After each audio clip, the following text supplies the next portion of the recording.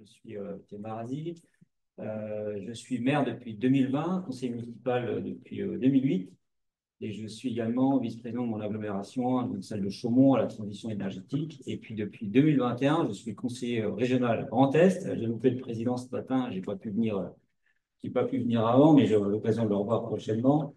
Alors, on aura peut-être l'occasion une fois ou deux dans la présentation de parler de la région Grand Est, mais je viens plutôt que ma casquette de maire pour faire part de ce qu'on a pu faire, nous, à notre échelle locale. Et pour terminer sur la région, donc, je préside moi la commission développement économique. Et avant, j'étais aux finances. Je suis bien content de l'avoir quitté parce que le rôle du boulot est devant nous maintenant. Question finance.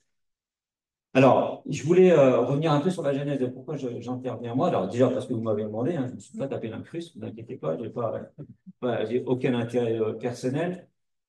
Et quand on avait échangé avec Sylvie, je lui avais dit, mais vous savez, nous, je pense, une dynamique assez intéressante à l'échelle communale, mais qui n'est pas forcément portée uniquement sur. Enfin, notre filigrane, c'est pas le développement durable. On intègre évidemment tout ce qu'on peut en termes de développement durable à nos projets. Nous, notre stratégie, elle est basée sur la protection et la mise en valeur du patrimoine architectural. Vous voyez, on a quelques éléments qui sont déjà visibles là. Donc, on a l'UST d'un château fort là où ils sont perchés, puis une église romane qui va bientôt avoir 1000 ans, qui est assez réputée pour son intérêt architectural. Et nous, notre grand objectif, c'est de se baser sur ce patrimoine, ce potentiel architectural pour en faire du développement touristique et retrouver l'attractivité pour tenter de remédier à notre perte démographique. Parce que c'est vraiment un leitmotiv dans notre territoire. Vous connaissez quelques-uns là-haut, j'en ai parlé avec quelques-uns ici. C'est pas très loin, en fait. On a la rivière avant vous, donc on a un lien fort avec votre département ici. Et nous, on perd énormément d'habitants. Et quand on perd énormément d'habitants, je vous fais pas un dessin des conséquences que ça peut avoir sur toute l'activité villageoise, le budget. Je prends souvent un exemple auprès de mes concitoyens. Je leur dis, on a dimensionné, mes prédécesseurs, il y a bien longtemps, quand ils ont créé les réseaux d'adduction d'eau potable, ils l'ont dimensionné pour 450 habitants. Le réseau, il est même aujourd'hui en entretien avec 230 habitants. Voilà, c'est un exemple tout bête, hein, sur un budget, ce que ça peut peser. Et puis évidemment, ça fait plaisir à personne de perdre des habitants, que ce soit dans le département ou dans ma commune. Donc voilà, moi, mon leitmotiv, c'est celui-là, enfin, le mien, celui de mon conseil municipal et de mes prédécesseurs, c'est de trouver des solutions pour qu'enfin on retrouve de l'attractivité, pour reséduire des populations, pour revenir habiter dans ce type de village qui, vous avez compris, a un aspect historique très important, les avantages et les inconvénients qui vont avec. Donc là, je vais très rapidement sur les quelques années passées. Donc, moi, je mets un point, une borne chronologique sur la vie municipale, c'est 2008, quand mon prédécesseur avait pris la mairie. Et là, c'est ce que je viens de vous dire, on part sur une volonté de s'appuyer sur le patrimoine architectural et le développement touristique. Ça, c'est le donjon avant sa restauration. Vous l'avez vu tout à l'heure, restauré. Ensuite, on s'engage dans les grands travaux avec l'intercommunalité pour justement restaurer une partie des vestiges du château, donc le donjon que vous avez ici, et une autre tour qui est encore plus imposante, une tour d'artillerie du XVe siècle. Et puis, quasiment dans la foulée, nous, avec notre compétence communale, on s'attaque au réseau. Et pour ceux qui l'ont fait, ce que ça peut représenter, donc les réseaux d'assainissement, d'eau potable et les réseaux secs. Ça a pris à mon prédécesseur, je crois, 4 ans et pas mal de cheveux blancs pour y arriver. Derrière, on s'engage dans une obtention d'une barque petitité caractère. Je crois qu'on a 2 ou 3 dans la Marne, il y a Cézanne, voilà, je vous dis Cormicy, je vous dis encore 2, je crois. Voilà, c'est des collègues. Donc, ça vient, oui, merci Sainte-Menou, ça vient, on dire, pas concrétiser, parce que c'est pas un label qu'on obtient, et puis on met une pancarte à l'entrée de la commune, on est très content de l'avoir. Ça nous engage dans des démarches d'animation au quotidien. D'ailleurs, il y a des éléments de développement durable qui sont intégrés dedans. C'est comment on entretient le patrimoine, comment on entretient le cadre de vie et comment on accueille les populations. Ce n'est pas que du tourisme, c'est comment on vit aujourd'hui dans un village qui a une connotation architecturale et une vocation touristique. En 2017, on passe sur une première tranche d'embellissement du village. Je vous ai mis des photos tout à l'heure.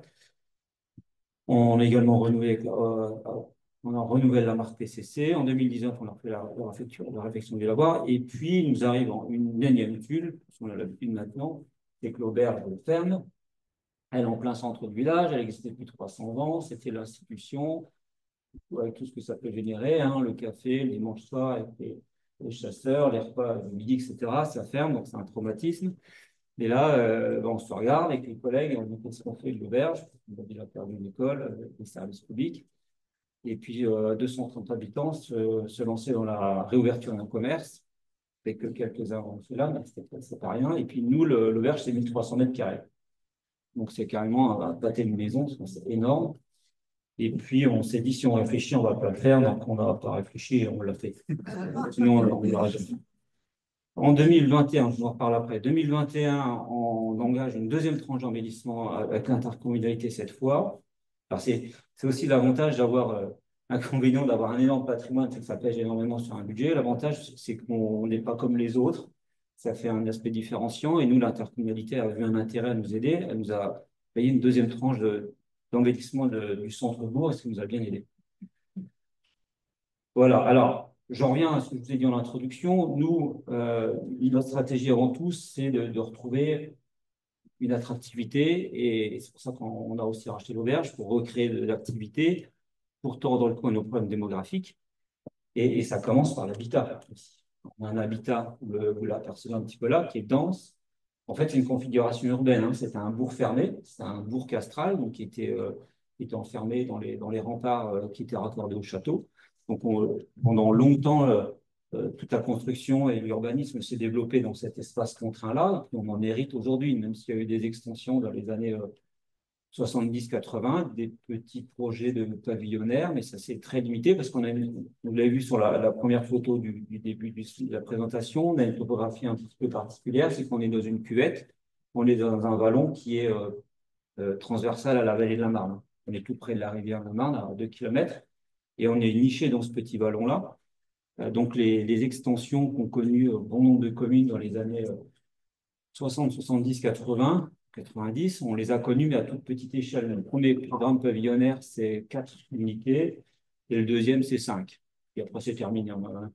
Voilà. Donc, quelque part, ça nous a ramené aujourd'hui dans les années 2008, quand on a été élu avec les collègues, c'est de se demander qu'est-ce qu'on fait, nous, pour trouver des possibilités de regagner la population. Et on n'est pas tombé, excusez-moi, peut-être dans le travers de dire on va construire, on va encore grignoter quelques parcelles pavillonnaires et puis c'est un peu facile de gagner la population. Donc ça, où est-ce qu'on se cogne le centre-bourg?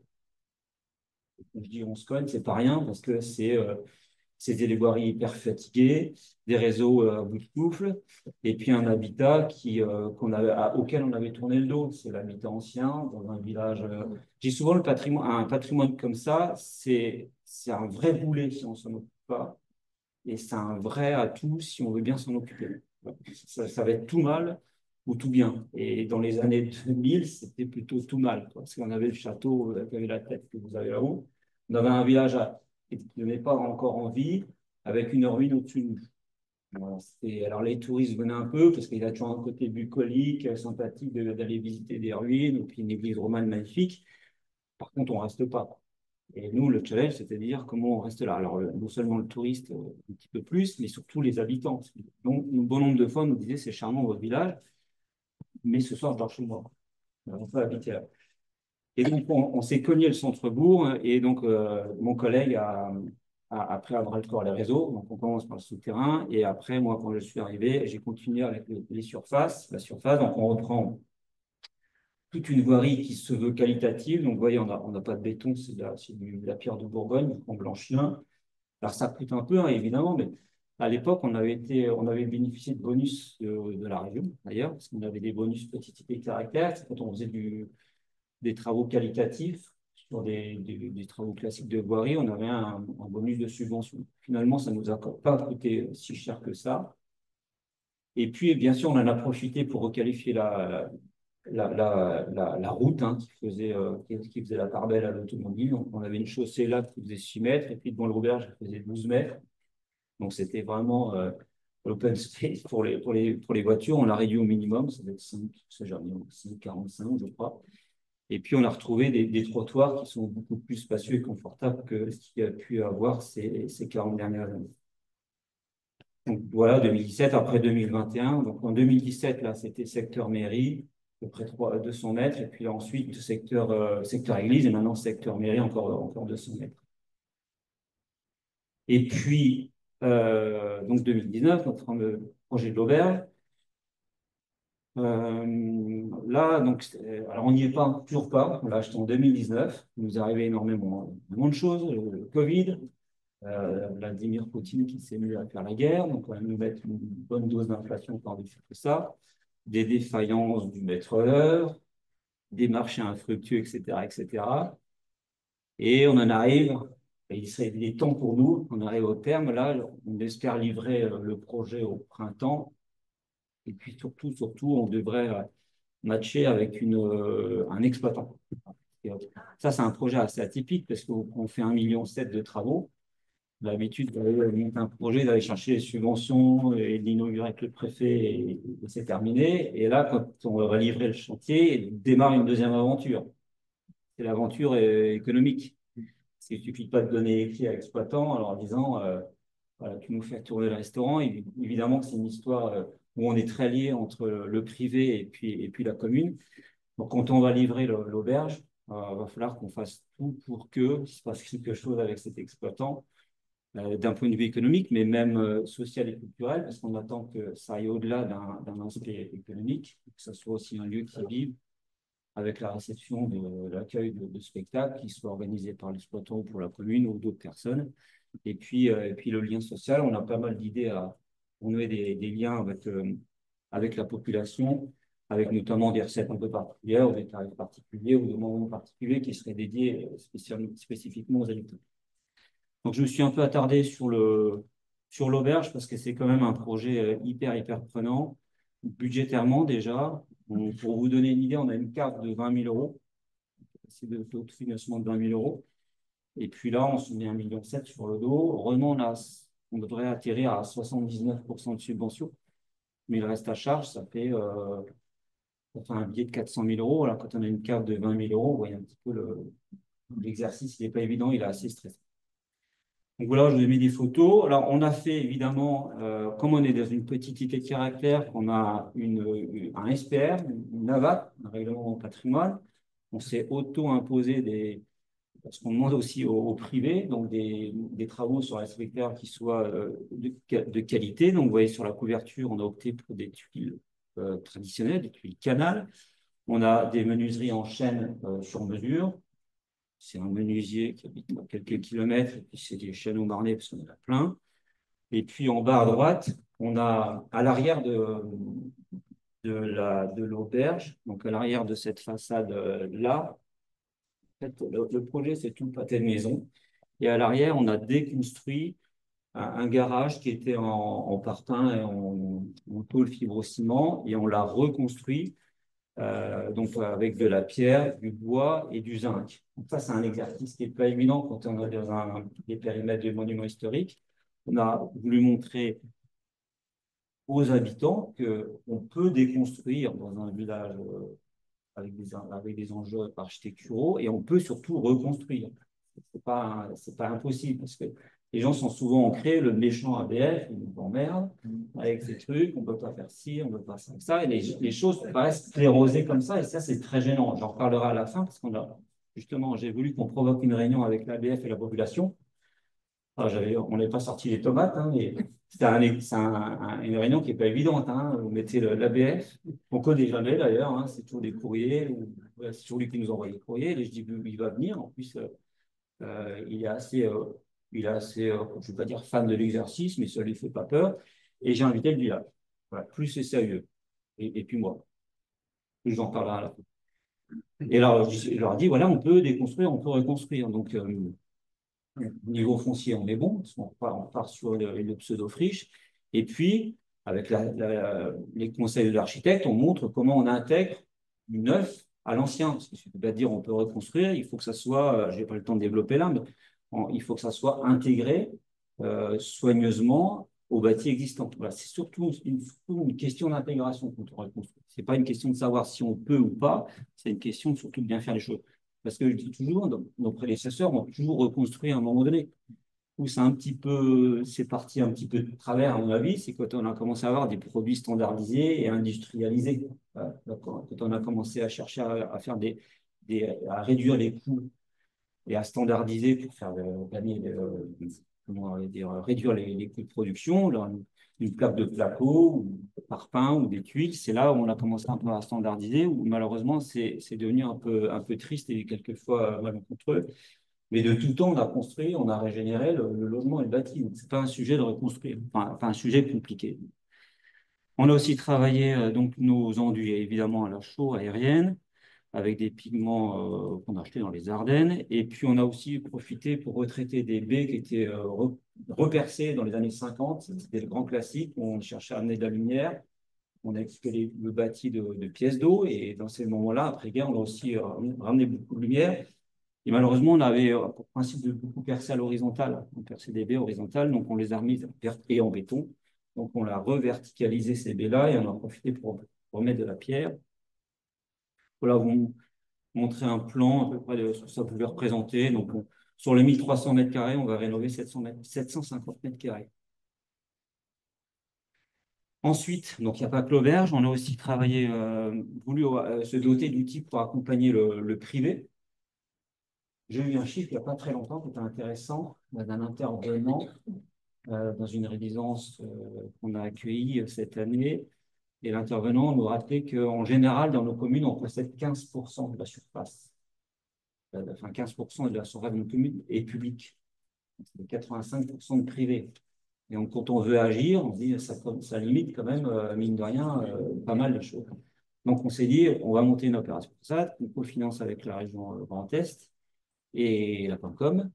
Et donc là, on accompagne d'une manière assez significative. Un ravalement de façade, il est pris en charge à 40%. Et puis, si le bâti est assez intéressant, comme en bas, on labellise avec la Fondation du patrimoine les 60% qui sont payés. Enfin, le propriétaire peut défiscaliser les 60% qu'il paye. Donc, il a 40% de cash et défiscalise 60% de ses revenus. Bon, je vous en ai mis, je ne sais plus, là, deux, trois. C'est assez sympa parce que, vous voyez, celle-ci, elle en est entrée de bourg. Elle n'était pas encore trop vilaine, mais elle méritait un ravalement. Et quand on a un ravalement de qualité qui est fait correctement, donc des enduits peints, avec des finitions traditionnelles, donc pas du gratté ou je ne sais pas quoi, et puis surtout des coloris qu'on choisit intelligemment, on arrive à avoir des belles choses. En plus, c'est des menuiseries en chêne également, avec un petit peu de couleur. Si j'en avais mis d'autres, bon, les photos sont pas géniales, je suis désolé, mais on devine un petit peu l'avant-après qui est quand même beaucoup plus sympa. C'est marrant parce qu'il y a des gens qui me disent, mais c'est trop neuf votre truc. Ils sont tellement habitués à ce que les façades soient défraîchies ou encrassées ou grises que là, ils ne trouvaient pas ça beau. Donc c'est trop neuf. Ça se démarque trop. Mais le problème, c'est qu'il y a tellement. Enfin, toutes les façades sont vieilles et usées, fatiguées. Quand on en refait une, évidemment, ça se voit, quoi. Mais je fais toujours une comparaison. Une façade, c'est la crème que vous mettez sur la peau. C'est une protection du bâti. Enfin, si vous n'entretenez pas régulièrement. Alors, pour protéger l'enduit, on fait un badigeon. Ça, c'est l'entretien qu'on doit faire tous les 5 ou 10 ans. Et l'enduit, il serait vénère, lui, tous les 50 ou 70 ans, quoi, comme une toiture, en gros. Et ça, on l'avait perdu. Et c'est marrant, ces remarques-là, ça vous percute en vous disant, mais nous, on est fiers de le faire, puis ils nous disent, mais c'est trop beau. Pas habitué au trop beau. Alors, on est aussi fiers d'avoir enclenché une dynamique depuis quelques années en montrant qu'on a quand même mis 2 millions d'euros dans le village et le château. Je ne parle pas de l'auberge, juste sur la voirie, les réseaux et puis le patrimoine. Et puis, on a attiré des initiatives comme celle-ci, dont on est assez fiers. On a des jeunes du coin qui habitaient le village d'à côté, oncles, et au lieu d'investir chez eux, ils ont voulu le faire chez nous. Donc, à 4 km, en se disant, nous, on va faire une microbrasserie et notre produit, on trouve qu'il colle mieux à l'image. Ça, c'est intéressant, parce que l'image, elle est dure. Chez nous, elle n'était pas évidente. Et d'entendre dire que ça colle mieux à l'image de Vignery que du village de l'Eure, à Fronx, ça nous a fait énormément plaisir. Donc, ils ont installé une microbrasserie et puis même un gîte, je ne sais plus si je l'ai mis après, si voilà, à l'étage de la microbrasserie, c'était une friche, c'était un ancien foyer agricole. Et après, c'était un bâtiment artisanal, puis après, c'était une friche. Donc la friche est devenue microbrasserie et un gîte vraiment qui a une bonne tête. Hein. il est très agréable. Et puis on en a un autre qui s'est ouvert l'année d'avant. Celui-là, c'est en 2023 et celui-là, 22. Et ce qui m'a beaucoup fait plaisir, alors il y a eu un ravalement de façade financé. Ça, c'est la maison qu'on a vue tout à l'heure. Et puis ils ont ravalé celle-ci avec l'opération façade.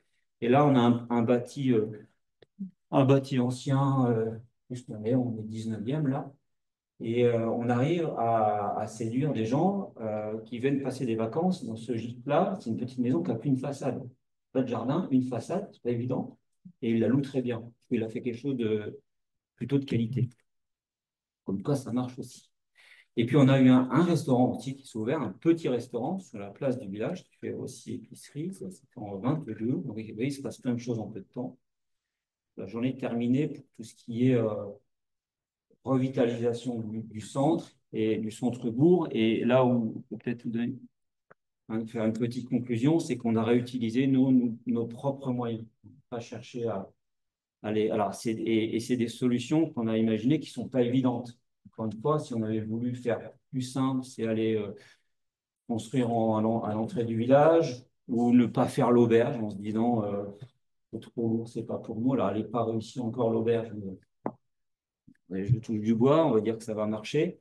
Mais de retravailler ce centre-bourg-là, ça nous a apparu, nous, comme une évidence. Et ce que je disais tout à l'heure en aparté, je pense qu'il y a des solutions qui sont à inventer, il y a des solutions innovantes à imaginer, mais il y a des solutions qu'on a au bout du nez aussi.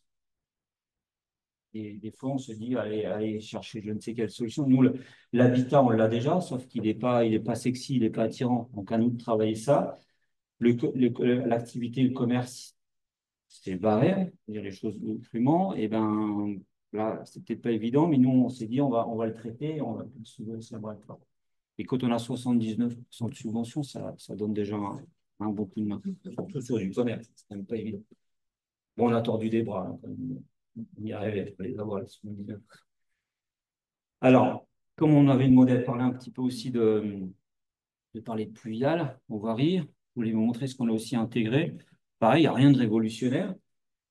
Euh, Au niveau de l'imperméabilisation, nous, on s'est dit, on va, au lieu d'aller amener l'imperméabilisation comme les maîtres neufs vous le préconisez, ou les entreprises, en disant, ça fait propre, vous allez avoir plus facile à nettoyer vos voiries, donc vous amenez tout ça au nu des façades, puis nous, pour la mise en œuvre, c'est plus facile, hein, on tire tout droit, pardon, et on tire tout droit, et c'est plus facile pour la mise en œuvre. Alors, moi, j'aurais dit, ben, moi, je suis le client, donc je dis non. Et on va arrêter l'imperméabilisation, vous voyez, à 15 cm des façades, où on réserve des fosses comme ça, où on va végétaliser. Donc, c'est des temps de respiration pour le sous-sol. Et c'est aussi euh, un gros coup de main qu'on rend au bâti parce qu'on va permettre au pied de façade de respirer. Il évite aux remontées capillaires de prendre un chemin sinon le plus court qui est celui du mur. Si la remontée capillaire remonte tout le temps par le mur qui fait mèche, pour peu qu'on ait un enduit trop hydraulique du ciment, et ben vous flinguez le pied de façade, les pieds de mur en quelques décennies. Alors on vous dit que sur quelques décennies, je ne serai plus là, mais c'est quand même une maison. Ce n'est pas les pneus de la voiture qu'on va changer, mais c'est pas rien. Donc on s'est dit, on désimperméabilise tout ça pendant qu'on y est. Ici, on va même aller un peu plus loin. Alors quand on désimperméabilise comme ça sur 15 cm, on avait pris l'option, soit on en gravillonne parce qu'on sent que ça va pas être, on ne peut pas tout entretenir, nous, la commune. Le propriétaire qu'on a sondé, il ne se sent pas d'entretenir, il ne veut pas de végétaux, dont acte. Donc on en gravillonne. Alors il faut prendre du gros gravillon, sinon c'est les chats qui s'amusent devant. On prend le plus gros possible. Ça marche. Ça ne les intéresse pas, les chats. Et puis si le propriétaire est dit non, je vais végétaliser, mais on ne met pas de gravillon et végétalise. On est sur le domaine public, mais il est un peu chez lui. J'ai mis des photos après. Voilà. Donc là, on a planté, c'est la commune qui entretient. Là, c'est la propriétaire qui a mis, s'amusait à mettre des. Alors, je ne connais rien. Je suis très caillou, mais végétaux, je ne connais rien. Merci bien. Et puis là, ça, c'est la nature. Vous m'avez demandé des photos. C'est la nature qui a repris ses droits. Alors, il n'y a que du gravillon, mais elle arrive à prendre pied quand même. Donc, c'est très. Moi, ça me va très bien, parce que c'est très rampant. Ce que n'aiment pas les gens, c'est quand ça fait de temps en temps des chandelles. Vous avez un pissenlit, un chardon. Ça, pour les habitants, ça ne passe pas. Ça, on n'en parle jamais. C'est nickel. Et puis, ça vient amener un petit peu de végétal. Et puis là, la plante, elle est importante parce qu'elle a un effet pompe. Donc, elle va pomper l'humidité du sol et alors libéré dans l'atmosphère par l'effet de transpiration. Ça, les gens, ils ne comprennent pas trop souvent. Ils me disent, mais si tu ouvres le pied là, il va pleuvoir, il va pleuvoir dans mon pied de façade, donc ça va m'amener de l'humidité. Alors que oui, ça va l'amener, mais elle va pouvoir refaire le chemin inverse parce qu'on a laissé la possibilité facilement de repartir dans l'atmosphère. Donc ça, les gens comprennent un peu très bien. Donc ça, on a fait ça sur 350 mètres, un de chaque côté de la rue. Donc, ça fait déjà quelques mètres carrés au final. Ensuite, la ressourcerie de matériaux. Donc ça, on l'a créé avec une association qui existe dans le village depuis 1993. Et comme on avait besoin souvent de pierres et de matériaux, et beaucoup de pierres à Vignory, parce que vous avez compris qu'on a un patrimoine architectural assez important, on peut bien à un moment donné, on va constituer un stock.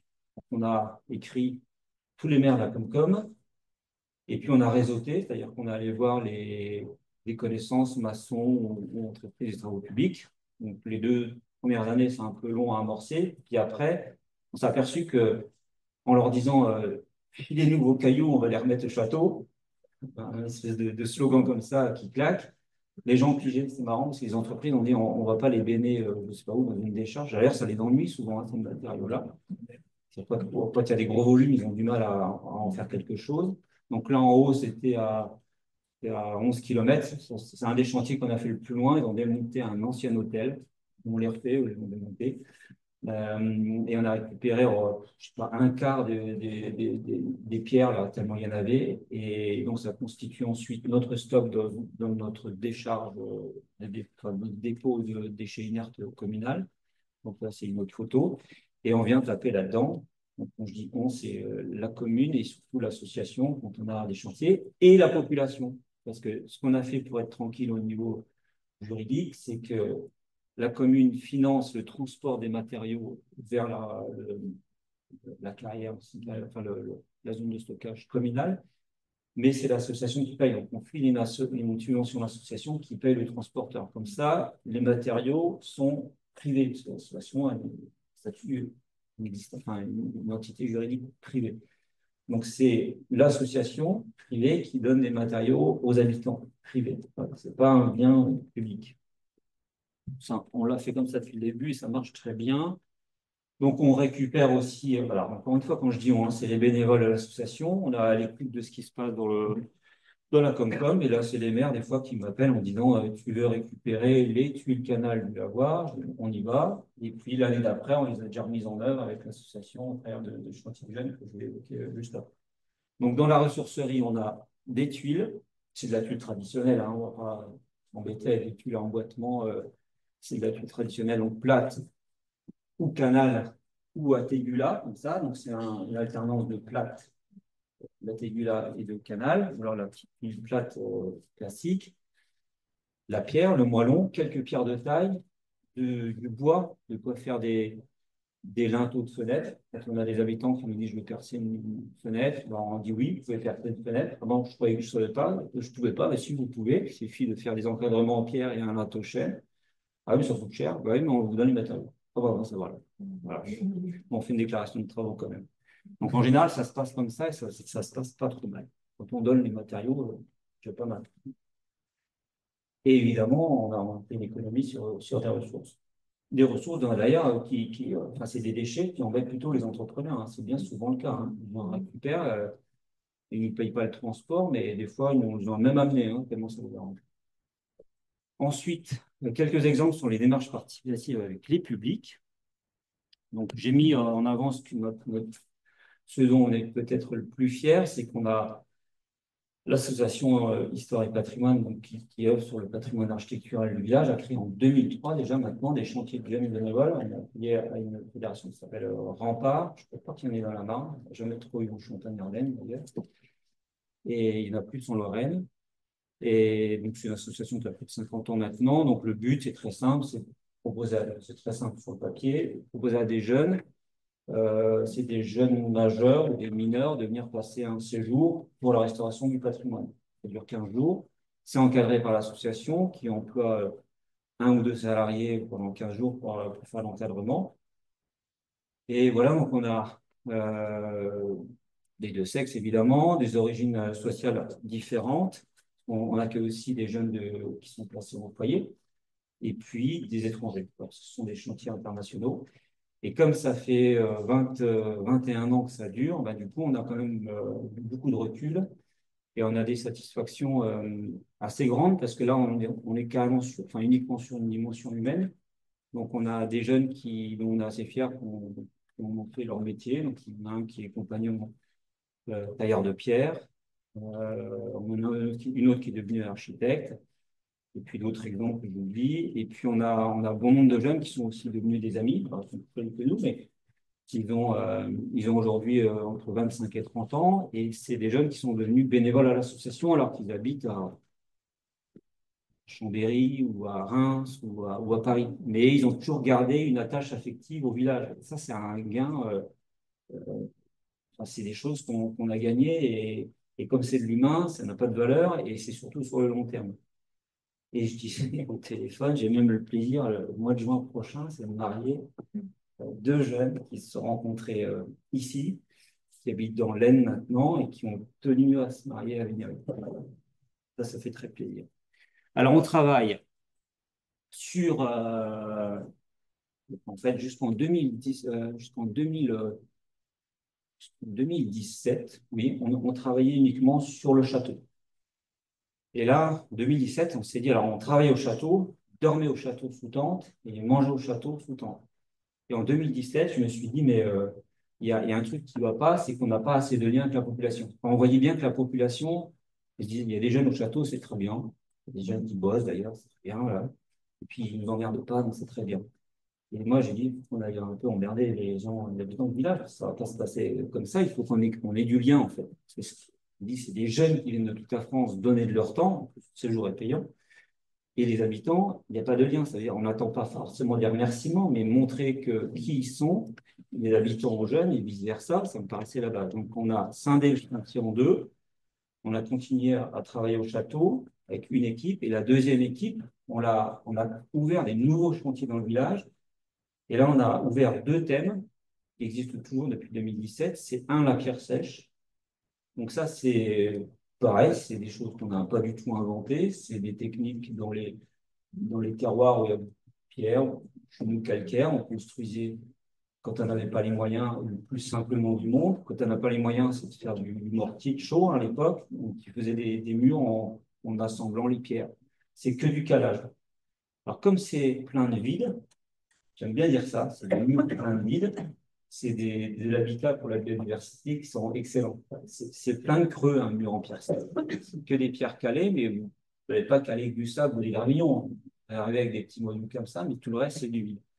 Donc ça, on reconstitue des murs en pierre sèche qui étaient malades ou même qui avaient disparu. Donc on voit là un ici, qui sépare l'étang et privé d'un espace public qui est en cours de reconversion là. On voudrait faire une aire de stationnement, parce que c'est à l'entrée du village, pour éviter d'emmener la voiture dans le centre du village qu'on va visiter.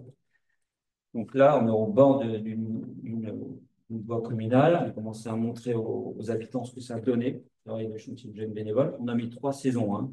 3 mois d'août, ça. Donc ça, c'est l'avant, en haut, évidemment, et après en bas. Et ça, c'est l'autre. Ça, c'était dans les années 2020. Et puis, depuis 2021, on a l'autre à l'entrée du village. Donc, on avait ici, sous la végétation, des terrasses potagères qui avaient pris pied au pied du coteau. Ouais, ici, c'est un grand dénivelé où il y avait des vignes, avec 60 hectares de vignes jusqu'au phylloxéra. C'était peut-être moins bon que le champagne, mais on buvait quand même. Et puis, ça va avoir, je pense, un aspect paysager très intéressant. Et nous, on s'est dit là, il y a vraiment un patrimoine sympa. On a donc des terrasses potagères, c'est 2 murs de soutènement, comme ça, qui retiennent la terre. Donc, ce mur-là, il retient la terre où on a le potager, et celui-là, il retient la terre où commençait la vigne. Et on s'est dit, alors c'est un travail de chien, hein, parce qu'il y en a. Là, on a mis 200, on met un été par mur. Hein. Là, il y a 2 étés, et il y en a 200 mètres comme ça. Là, on fait 12 mètres. Et puis voilà, c'est à l'entrée du village. Donc, vous voyez, quand on commence, on rentre dans le village, on a ça ou ça n'a déjà pas la même tête. On retrouve les puits de canal et les tégulas qu'on a récupérés sur le lavoir. Et ça, c'est des pierres de la ressourcerie. Et donc ça, c'était il y a 2 ans. On a attaqué la terrasse à côté, enfin, on l'a terminé même cette année. Et moi, je me suis dit, alors déjà en termes d'aspect, c'est vraiment bien. On a les cavités pour la biodiversité, c'est vraiment bien. Et ce que j'avais dans un coin de la tête, c'est de me dire, si on commence, et on est chez le privé, là, on va chez les gens en leur disant, on va vous refaire vos murs. Ah bon? Ça va me coûter combien? Ben rien. Et à la rigueur, une tarte pour les jeunes, ou deux, parce qu'ils ont venu bosser chez nous. Donc, ils ont eu des tartes et des coca. Et puis, du coup, les gens venaient voir l'évolution du chantier. Ça, c'était génial. Parce que j'ai des propriétaires qui viennent voir ce qu'ils ne venaient jamais voir avant, quoi. Jamais chez eux. Et quand on vient chez eux, ils viennent voir. Là, on a créé des trucs assez sympas. J'étais assez fier quand même. Même un peu gêné qu'on ait fait autant. Ça, c'était rigolo. En disant, vous êtes sûr, vous ne voit rien? Je dis, ben, faites un don si ça vous fait du bien. Faites un don à l'association, mais sinon, vous déglacez. Et donc, on a fait la deuxième terrasse. Et sur le chantier d'à côté, donc chez le deuxième propriétaire, le propriétaire était tellement gêné, donc il nous a fait un don de, je ne sais pas combien, 200 euros. Et puis, il s'est mis à dégager le coteau au-dessus de son terrain en disant, bah, c'est vraiment chouette ce que vous avez fait en bas, donc je vais dégager au-dessus. Et puis, il y a 3 semaines, il y a son fils qui m'appelle, il a 25 ans, il me dira, ça me dit rien de leur planter de. Ça, c'est la cerise sur le gâteau, quoi. Et quand on parle de ça, qu'on arrive à ça et au passage, éventuellement, pour avoir quelques points de vie au-dessus, je suis le plus heureux des mères. Parce qu'évidemment, encore une fois, je reviens à ma mention public-privé. Nous, déjà, on intervient chez le privé, c'est quand même pas rien.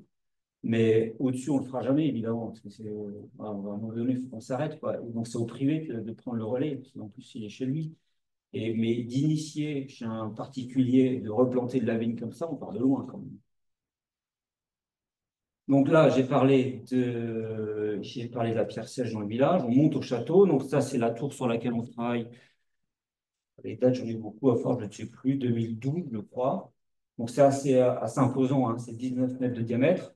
C'est une tour qui est fin Moyen-Âge. On commence à avoir c'est des tours qui sont beaucoup plus trapues que hautes, parce que l'artillerie est très costaud à cette époque-là. Non, là, les murs font 7 mètres d'épaisseur. Et nous, on tourne autour, là. On lui fait un pansement, la tour, en fait. On fait ce qu'on appelle on fait une cristallisation du vestige. Donc, on arrête sa dégradation. On lui fait un simple pansement. Ce n'est pas très intéressant à faire techniquement, mais les jeunes, ça leur permet de travailler sur un monument historique, sur un échafaudage, et puis avec des matériaux naturels. On travaille que du moellon, de la ressourcerie, et puis du mortier de chaux. Voilà. Canonnière, fin 15e. Et puis, l'autre chantier, j'aurais dû mettre la slide là avant, quand on est revenu de travailler dans le village. Vous avez on a ouvert un chantier pierre sèche. Et l'autre, c'était les mises en peinture à l'eau. Des recettes, alors c'est de la farine, voilà les noms. C'est de l'huile de lin avant tout. De l'huile de lin, de la farine et des terres colorants qu'on achète avec Cordal dans les Ardennes. Je pense que c'est un des deux seuls producteurs en France. Et on s'amuse à faire de la farine. Donc ça coûte 1 € le litre. C'est rien, c'est l'huile de lin, c'est le plus cher, les terres collantes, mais ramener au litre, ça ne coûte rien. Avec un litre, vous faites 10 mètres carrés. Donc là, on s'est amusé. Au début, on a peint les locaux de l'association. Après, on a peint les locaux de la mairie. Donc le garage communal, la porte de l'église, le donjon. Et puis après, on s'est dit, bon, non, les gens sont venus nous voir en disant, mais vous voulez pas repeindre ma grand ou repeindre la maison de ma grand-mère qui est là-bas, dont je suis allé, etc. Ben, je dis, ben, si, on va le faire. Et bien, du coup, je dis, c'est les jeunes qui vont venir chez vous, alors vous vous en occupez un peu. Et là, pareil, on a retrouvé je te repeins ta grange et tu payes le dessert aux gamins aujourd'hui et demain. Donc voilà, j'appelle ça le troc, peinture, tarte aux pommes. Et là, franchement, on a arrivé quand même à créer des liens assez forts parce que on est parti de, je ne m'intéresse pas à ma porte de rang, je vois elle est bien comme ça, elle tient debout, ça enchaîne, c'est le principal, si c'est pas beau, je m'en fous. Tu ne voudrais pas me mettre un peu de couleur, puis mine de rien, on ramène de la couleur, c'est quand même plus sympa. Donc, en gros, on a trouvé un super prétexte pour parler de patrimoine avec des gens avec qui on n'aurait jamais parlé de patrimoine. Et ça, c'est un peu ce que je voulais vous dire quand on essaie d'associer la population, c'est n'allez peut-être pas en frontal. Donc, quand tu as un vieux machin, tu ne peux pas de ta maison abandonnée, évidemment, c'est mort. Mais peut-être lui dire, tu sais, notre village, on l'aime beaucoup et d'avoir des maisons abandonnées, ça ne nous aide pas. On fait plein d'efforts pour retrouver l'attractivité et garder une ou deux verrues, une maison vacante ou je ne sais quoi, ça ne nous aide vraiment pas. tu as un lien affectif avec ta maison, on l'entend bien. On l'a tous d'ailleurs. Mais si tu aimes beaucoup ta maison ou ton village, ben, si tu n'en fais rien depuis 25 ans ou je ne sais quand, le meilleur moyen de l'aider, cette maison, le village, c'est de la céder. Et il y a eu quelqu'un avant toi, il y aura quelqu'un après toi. C'est un peu le discours qu'on a. Et des fois, ça ne suffit pas. Alors, on crée du lien aussi comme ça, en disant, ben, on va repeindre chez toi. Donc, on ouvre des dialogues et on ouvre des temps qu'on n'aurait peut-être pas eu si on s'était pas autrement. Je ne sais plus ce que j'ai mis après. Ah oui, des réalisations. Donc ça, c'était un garage communal. Ça, c'est les douches de l'association. Ça, c'est un privé, le lavoir communal et un privé là-bas. J'en ai mis quelques-uns, il y en avait d'autres. Et il faut vous imaginer que tout ça a été gris, un chêne délavé, quoi. Hein. C'est du chêne et c'était gris. Et on a ramené des bonnes touches de couleurs. On n'a pas l'impression du coup que c'est abandonné. Vous voyez, ça, c'est une maison abandonnée. C'était déjà un peu moins abandonné. Puis on a verdi le pied de façade, on l'a fleuri. Voilà. Et puis, je termine sur parce qu'on peut échanger après, des occasions qu'on a avec des publics plus occasionnels. On est allé voir le CFA de Chaumont en leur disant, ben, vos gamins, au lieu de poser des parpaings dans un atelier, et puis qui vont détruire 15 jours après, on s'est dit, vous ne voulez pas poser un petit peu de cailloux sur un moment historique. Donc, ils viennent 2 sessions de 4 jours se défouler, et ils sont bien contents. Et puis, on accueille beaucoup de scouts aussi. Pareil, ils passent un séjour dans un château. Ils ne sont pas dans le château proprement dit, ils sont entre les deux fossés. Donc, il y a une petite connotation historique sympa. C'est un grand pré qui fait 1 demi-hectare, qui est privé. C'est le privé qui met à disposition. Et puis, nous, on met l'eau à disposition. Voilà. Et pour nous remercier, ils viennent bosser 2 journées par-ci, par-là. Donc, ils viennent nous aider à défricher les vestiges du château ou faire de la peinture. Alors, ils ont déjà fait de la peinture alors chez les habitants. Donc, on a déjà fait peindre les scouts pour du bâti privé. Et je crois que c'est ma dernière slide, pas la dernière. Les résidences, donc on a aussi eu des temps d'échange avec la population sur, alors c'est beaucoup plus global, on leur a dit, euh, est-ce que vous voulez participer avec nous à la réflexion de l'avenir du village? Quelle orientation on peut donner au village en termes d'urbanisme ou de patrimoine ou de cadre de vie? Il y a des choses un peu plus de manière accessible. Donc on a accueilli en 2023 une résidence d'urbanisme de la région. Et puis une autre cette année avec le pays de Chaumont. Donc là, on a à peu près 20-25 habitants sur une population de 230, donc c'est plutôt une jauge correcte. C'est plutôt correct. Et puis surtout que c'est sur plusieurs jours. Enfin, c'est plusieurs soirées en fait. Hein. Donc la résidence, elle dure, je crois que c'est 3 jours la première salle et 2 jours la deuxième. On leur se laisse 5 jours en 2 temps. Ça doit être à peu près ça. Alors, je vous invite à la faire parce que la région paye, c'est déjà pas mal. Et puis, on a quand même de l'ingénierie qui vient chez vous. C'est des jeunes urbanismes et il y avait un architecte. Bah, pour ceux qui ont été retenus par la région, là, pour l'instant, ce sont des jeunes. Après, je ne sais pas qui on aura, mais ceux-là, ils vont plutôt bien. Et la démarche, elle passe plutôt bien parce que nous, comme on a des gîtes, ils ont dormi dans la commune. Et, et ils travaillent un peu quand ils veulent. Donc, le soir, ils allaient se balader la nuit dans le village pour voir ce qui se passait avec le muséum nocturne du village. Le matin, ils se levaient tôt. Ensuite, ils se baladaient de manière inopinée comme ça pour rencontrer la population et puis sympathiser avec un tel. Ils s'imprégnaient vraiment bien de l'ambiance du village. Je pense que ça n'a rien à voir avec une étude. Quand vous diligentez, je ne sais pas qui, un, un maître d'œuvre, je ne sais qui, parce que vous voulez refaire la place du village. Là, vous avez des gens, moi je leur ai donné les petits du gîte, et puis je leur ai dit, on se revoit ce soir, je vous la paix, vous ne voyez pas le maire, vous ne voyez personne, vous faites ce que vous voulez. Vous allez vous imprégner, vous allez chiner des informations, pas celle que du maire, parce qu'elle est toujours connotée, celle du maire. Vous allez la chiner où vous voulez. Moi, vous me verrez demain, ou je ne sais pas quand. Et franchement, c'était assez intéressant, c'était bien perçu par la population. On a commencé à 25, on a fini à 20. Il y a un peu de perte, mais ça, c'est tout à fait normal. Et puis, on a réussi à se projeter avec des gens qui avaient un regard extérieur au village, évidemment, et puis beaucoup de technicité, parce que c'est des gens formés pour, et puis ils nous ont apporté des solutions. Alors, pas que comment les îlots de chaleur, on commence à connaître, ou les imperméabilisations, c'est plutôt comment on traitait les espaces les uns vis-à-vis des autres. Ça nous a beaucoup plu. parce qu'on avait des choses qui étaient un peu cloisonnées. Comme on est dans un espace urbain très contraint, on a des rues qui sont en parallèle à cause de ça, et communiquer de rue à rue, ou entre l'ancien groupe scolaire, la place du village et l'auberge, tout ça. Pas le temps de rentrer dans le détail, mais c'est un petit qui s'est passé comme ça. Et puis, je termine la dernière. Hein. Ouais, c'est la dernière. La dernière slide, c'est la réunion qu'on a fait avec l'architecte des bâtiments de France. Il est là, et il a une tête d'architecte des bâtiments de France. Il est très sympa, Jean-Pascal Lemeyer. À côté, il y a la directrice du sérieux. Et là, j'ai ouvert un débat avec eux, c'est comment on intègre. Alors là, je ne veux pas vous parler d'énergie renouvelable parce qu'on n'a pas le temps. Hein. Vous avez convenu de ne pas parler d'énergie renouvelable. On va parler de comment on associe le public à un sujet. Et là, c'est les énergies renouvelables. Donc, Vignory, vous avez vu, donc il y a un château fort, donc on a une vue très impactante sur les toitures, enfin sur le patrimoine en général, mais en plus sur les toitures. Hein, ce n'est pas un patrimoine perché, c'est un patrimoine qui est dominé par le château, donc on a des vues très sensibles. La population disait toujours on n'aura jamais le droit de mettre un panneau solaire ou un chauffe-eau solaire ou une clim parce que l'architecte il est méchant. Et je leur ai dit c'est vrai, c'est un peu méchant, mais pas que. Et par contre, il y a des endroits où on peut en mettre et il faut absolument qu'on traite ça avec vous. On réfléchisse ensemble à qu'est-ce qu'on peut mettre et où on peut mettre. Donc là, c'est l'architecte qui m'avait passé cette vue-là, c'est la restauration d'une halle, je ne sais plus où. La fosse verrière là, c'est du panneau solaire. On peut être pour ou contre, il y aura toujours des débats, c'est pas un sujet, mais ça fait une farce assez sympa quand même. Vu d'ici, et puis vu d'en bas, on n'a pas des vues très faciles dans le sud de la France, je crois. On ne voit pas que c'est du panneau solaire. Il y a des choses comme ça.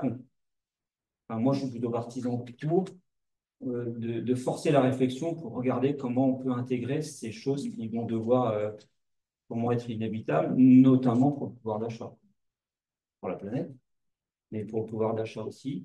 Donc voilà, on a regardé comment on intégrait du panneau solaire dans un temps de toiture, là, pas en surépaisseur, pas des espèces de dominos qu'on met n'importe comment. Il ne faut pas laisser faire l'artisan tout seul, sinon c'est une catastrophe. Et la moitié, excusez-moi, c'est un peu moyen quand même. Il y a des gens qui mettent du panneau solaire parce que c'est la mode, mais ils ne savent pas trop. Il y a des questions d'assurance qui sont très fortes, parce qu'il y a des risques d'incendie, etc. On a abordé tous ces sujets-là. Et on était, pareil, à peu près 25. Donc, il y a eu des déçus, parce qu'on leur a dit chez toi, tu ne pourras jamais en mettre, ce n'est pas possible. Toutes les toitures qui sont co-visibilité pour le château, ce n'est pas possible.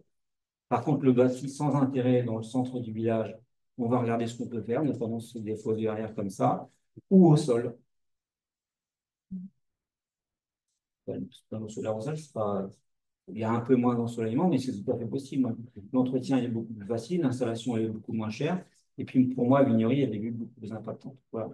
C'est un exemple pour vous montrer un exemple, comment on a pu traiter un sujet délicat, très délicat, avec l'ABF, le CE et le maire. Donc, j'appréhendais un petit peu quand même, parce que c'est un sujet qui est quotidien et toujours sympa, mais franchement, ça a été apprécié. On m'a dit souvent, c'était intéressant, ou excuse-moi, j'ai pas pu venir.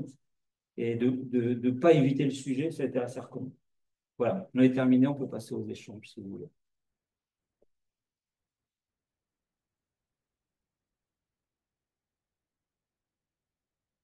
Mettre la première vue.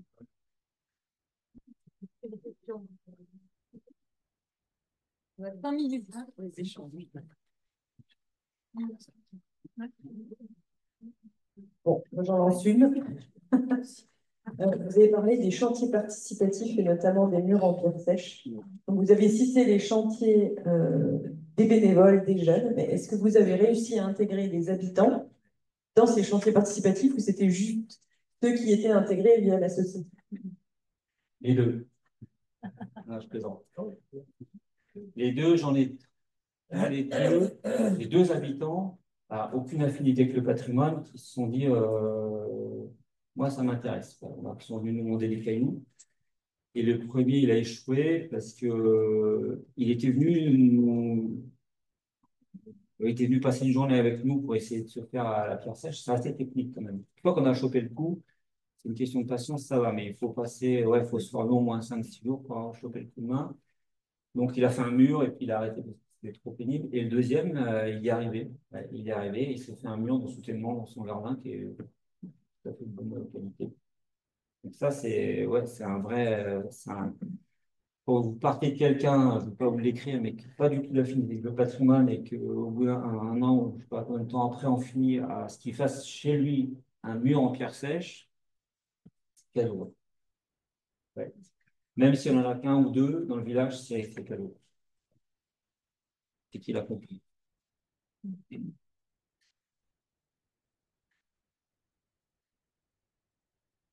Une question? Comment vous faites avec les habitants, les citoyens de votre village? Comment les convaincre, pardon?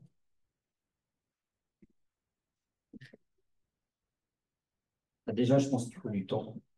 Moi, je suis pas né dans mon village, mais presque. Et, ça fait 44 ans que j'y habite, donc déjà, il m'identifie, je pense. C'est une question de confiance. Si vous n'avez pas la confiance, comme dans un couple, je sais pas quoi, vous partez de loin. Je pense qu'il y a la question de confiance, la notion de temps. Il ne faut pas leur vendre n'importe quoi. Nous, ce qu'on fait, vous avez vu, ça fait 30 ans. Mais même si ça faisait 10 ans, c'est déjà pas mal quand vous montrez que ce qu'on fait, c'est cohérent déjà par rapport à l'histoire du village.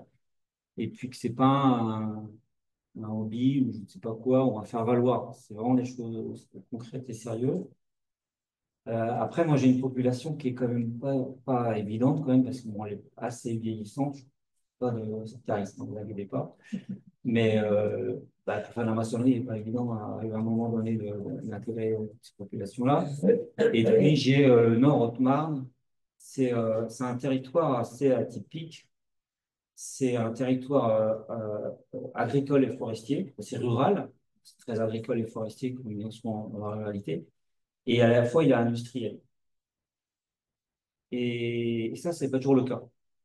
Parce que d'avoir des grosses industries dans l'hyper-ruralité, c'est pas évident. Alors, on en a eu, on en a moins, mais on en a encore. Le premier secteur employeur en Haute-Marne, c'est la reste industrie. Et en fait, c'est l'histoire qui nous a amené ça, c'est que avant de développer l'industrie par le charbon et la coke, c'était l'énergie facile à trouver, c'était le bois. Et nous, on avait du minerai, on avait un petit peu d'eau, et puis on avait une grande ressource en bois. Donc, la première région industrielle de France, fin 19, fin 18e, début 19e, c'est en Haute-Marne. C'est là que s'est développée l'industrie. Et je vous dis ça parce que on a un héritage ouvrier qui est assez fort. On marche sur des œufs, là. Je commence à arriver là, mais c'est la réalité. J'ai quand même, j'ai quand même une population qui est très baignée par ce passé et ce présent ouvrier. Et quand on commence à parler de patrimoine et de culture, il faut savoir l'amener, je pense, cette population-là. Et encore une fois, hein, je ne fais aucun sectarisme, parce que moi, je suis petit-fils d'immigrés italiens, travaillé en métallurgie, mes deux grands-pères, etc. Donc, je n'ai pas de problème là-dessus. Mon père a été aussi ouvrier. Mais je dis ça parce que dans la perte démographique qu'on a eu hautement, on a beaucoup perdu la classe moyenne. Moi, je trouve que c'est une classe moteur.